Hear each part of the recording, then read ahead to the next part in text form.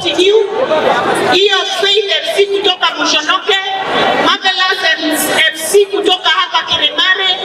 I want to continue supporting you so that you can also grow and move to the national league. Tuliona rugby, tuliona mbio, tumeona mpira, football, na tumeona game zingine mingi. Kama vile umesema, nikiongea na Mheshimiwa Rais wa Jamhuri ya Kenya leo jioni, nitamwambia kwamba tunataka track ya kukimbia ambao kwa sasa haiko sawa.